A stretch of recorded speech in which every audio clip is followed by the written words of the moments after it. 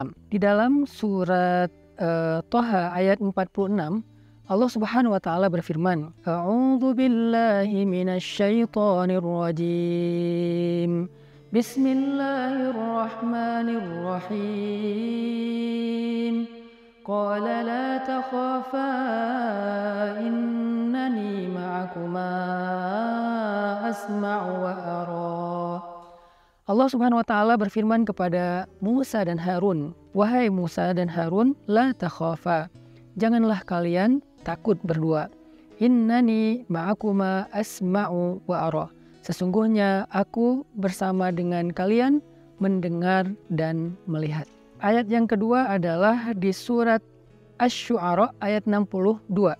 Allah Subhanahu wa taala berfirman, Bismillahirrahmanirrahim. Qala kalla inna ma'iya rabbi sayahdin.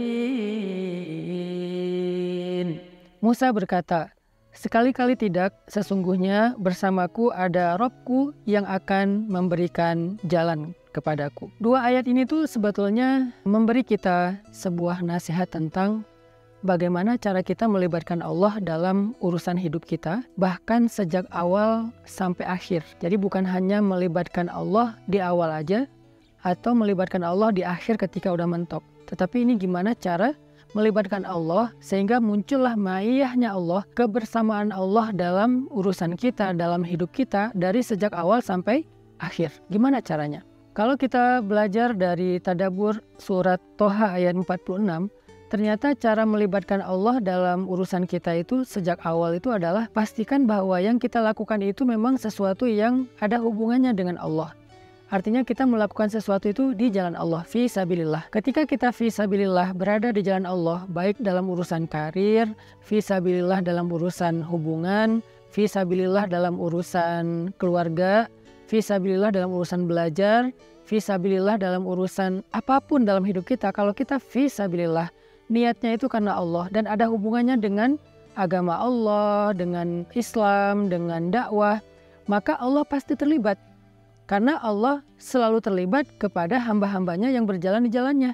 Kisah Nabi Musa, waktu itu Nabi Musa diutus oleh Allah, Izhab ila Fir'aun, pergilah kamu kepada Fir'aun, lalu berdakwahlah kepada Fir'aun. Sehingga ketika Nabi Musa mau bertemu dengan Fir'aun, Allah bilang, wahai Musa dan Harun, gak usah khawatir.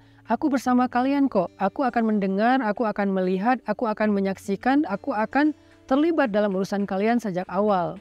Sehingga gimana cara kita untuk men-switch niat kita supaya apa yang kita lakukan itu ada hubungannya dengan Allah. Sederhana sih, kita coba renungkan apa sih hubungannya antara yang kita kerjain itu dengan ibadah. Apa hubungannya antara yang kita kerjain itu dengan dakwah. Misalnya teman-teman dalam urusan karir. Coba kuatin niat bahwa kalau saya sukses, insya Allah saya akan membantu orang lain. Kalau saya sukses, saya akan bersedekah. Kalau saya sukses, saya akan menjadi orang yang lebih bermanfaat. Kalau saya sukses, saya akan bangun masjid, pesantren, sekolah, dan bla bla bla. Itu artinya kita mengkonektingkan antara proyek dunia kita dengan proyek langit. Nah disitulah berarti kita fisabilillah. Atau misalnya gini, kalau saya dapat proyek ini, insya Allah saya mau mengumrohkan ibu saya, mau mengumrohkan guru saya. Itu berarti kan ada hubungannya dengan agama Allah atau ibadah. Atau misalnya kalau nanti saya misalnya nikah sama dia, saya pengen belajar bareng dia untuk lebih dekat kepada Allah. Saya pengen ke taklim bareng. Saya pengen tahajud bareng. Kalau saya udah menikah, nanti saya akan lebih baik dalam menjaga diri dari dosa-dosa dan seterusnya. Ini adalah cara kita nge-switch antara apa yang sedang kita lakukan dengan Allah Subhanahu wa taala.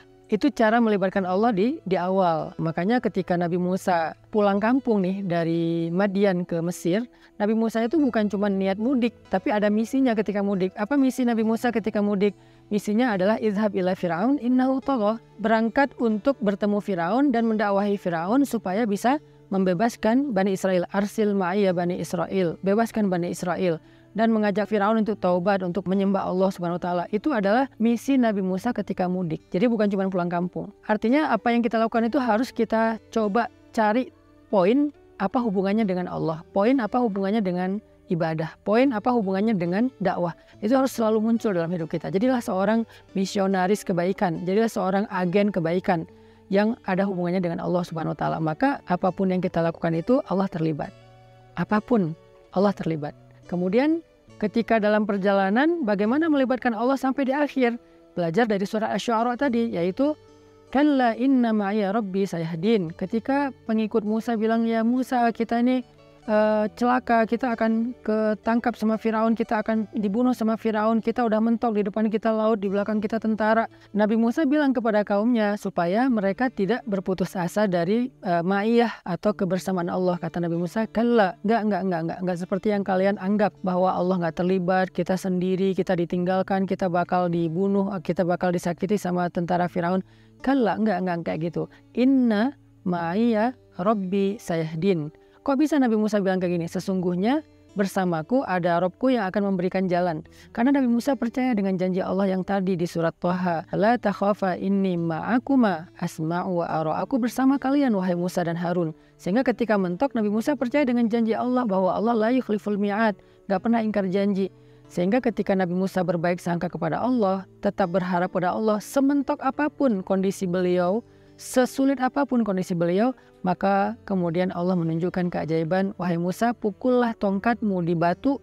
Ketika dipukul akhirnya batu karang itu membuat laut terbelah dan Allah yahdin, memberi jalan kepada Nabi Musa dan pengikutnya, atau memberi arah kepada Nabi Musa dan pengikutnya untuk mereka menyeberang. Nah, ini adalah cara melibatkan Allah yang kedua. Jadi yang pertama adalah tetap di jalan Allah, yang kedua tetap berharap dan berprasangka baik kepada Allah walaupun udah mentok, seperti materi kita sebelumnya. Karena Allah berjanji, walladzina jahadu fina lanahdiyannahum subulana. Orang-orang yang tetap di jalan kami, berusaha untuk tetap istiqomah, pasti kami akan memberikan jalan-jalan kami. Arti jalan-jalan di sini itu banyak solusi, bukan cuma satu solusi. Sehingga teman-teman yang dirahmati Allah SWT, belajar dari kisah surat Asy-Syu'ara dan surat Thaha, kisah Nabi Musa ini, sederhana sih cara melibatkan Allah dalam urusan hidup kita. Di sini cara ngelibatinnya. Dengan apa? Dengan ikhlas dan thiqah.